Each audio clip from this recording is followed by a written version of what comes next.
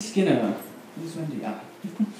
Wendy Skinner has published in the Potomac Journals of Politics and Poetry, Monkey Bicycle, Dust and Fire, Muse, and other literary magazines, and is the 2010 recipient of the Carol Bly Award in nonfiction.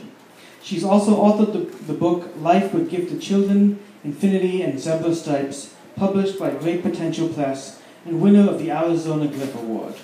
Her nonfiction articles have appeared in Teaching for High Potential, Parenting for High Potential, and Understand Our Gifted. Please welcome Wendy Skinner.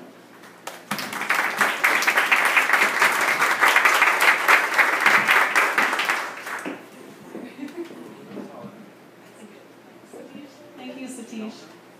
This is great. Wow. Okay. So I have being a fiction writer, it's tough to find something that fits within the time you're given. And most of my work is a lot longer than this. But I have a short story, but first I'm going to kind of warm up with a poem. My family roots are in Iowa, and we're the only family that really left Iowa, or my parents left Iowa and then raised a family in the Twin Cities. And this goes back to those roots. It's called City Sisters Lesson. Dust clouds hover behind the passing John Deere. I walk with my sisters to the elderberries. Going a little further, Janie disappears into the overgrown ditch. The dust has yet to lay its thick hands. We pick, we pluck, we fill the potato pot, our fingers purple with berry blood. Grandma presses inky extract through the sieve. Janie pulls air through her chest. Juice simmers black. Steam coats the windows in bridal lace. The Iowa sun sets. Mama dips ball jars using hot dog tongs. I ladle hot, tarry syrup. Diane caps each pint with a golden halo.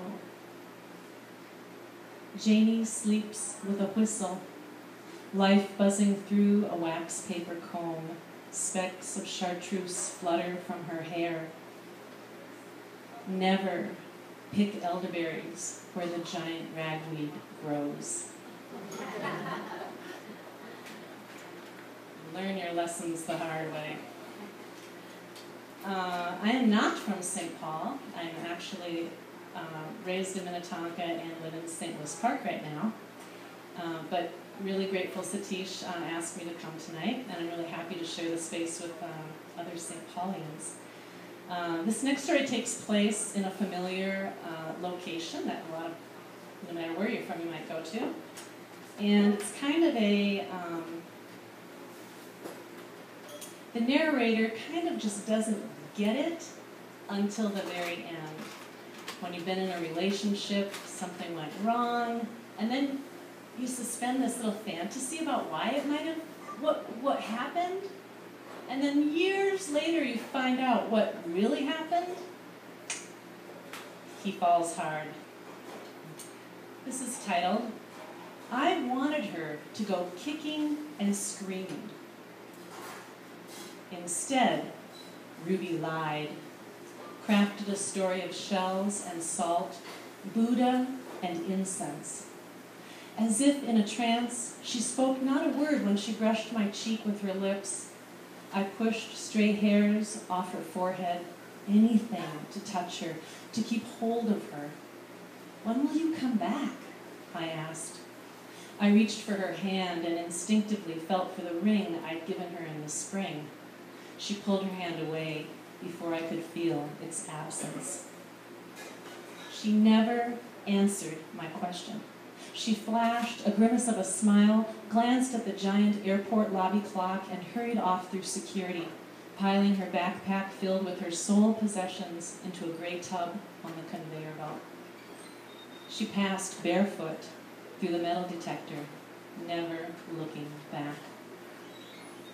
That was in November, a year after my promotion to grain consulting manager and a 60-hour work week.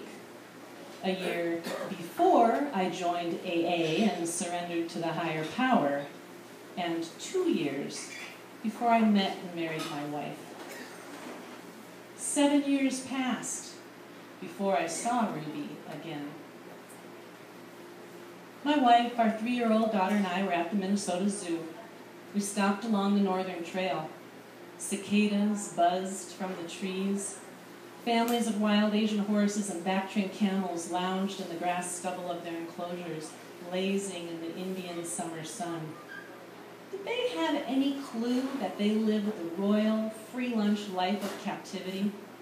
Or that their wild peasant ancestors, the few that survived on the wind-swept steppes of Mongolia, had to fend for themselves?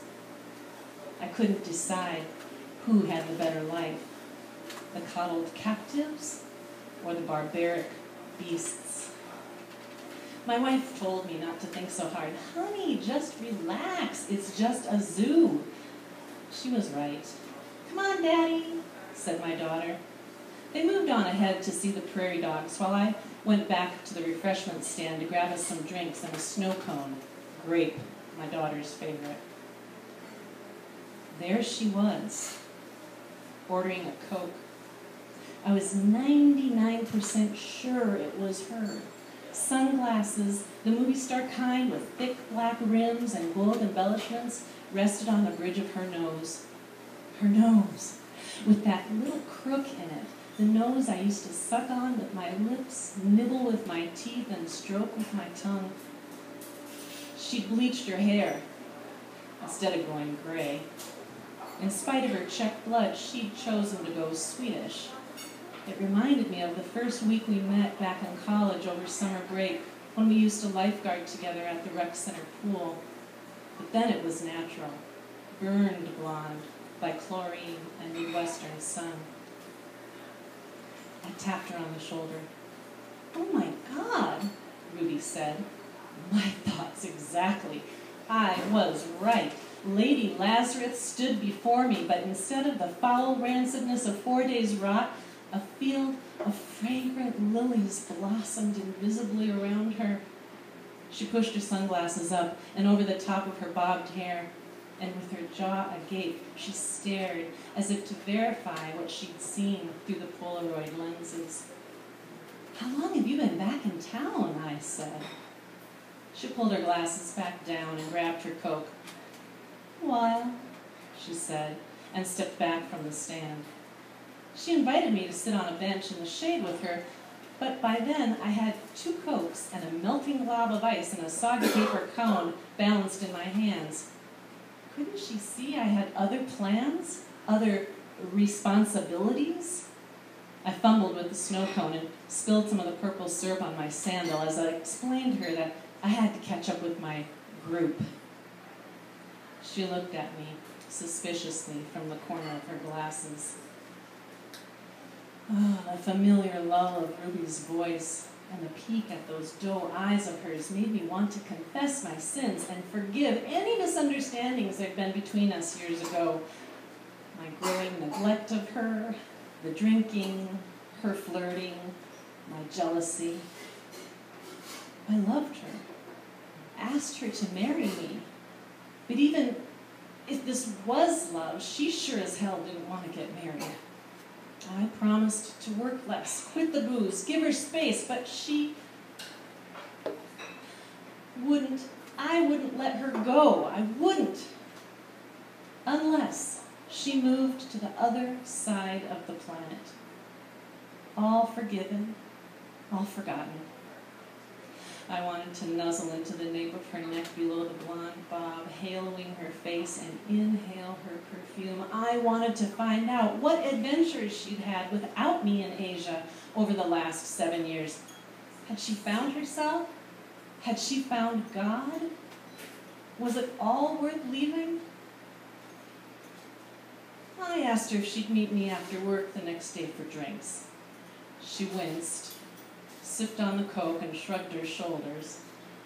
I suggested I could give her a call, and just as I asked for her number, I heard a male voice call her name from behind us. I gotta go," she said. Exactly how long have you been back in town? I never left. You never went to Thailand? She slowly shook her head. What the? She never left? She set her face flat towards me and grimaced, just like she had in the airport 7 years before. The cicadas stopped humming. More syrup dripped across my toes. Coming! Ruby called back over her shoulder to the man's voice. The insect started droning again. She stood up, skipped around me, and ringed her arm with another man's. That's when I realized she wasn't wearing any shoes, and she walked away barefoot, never looking back.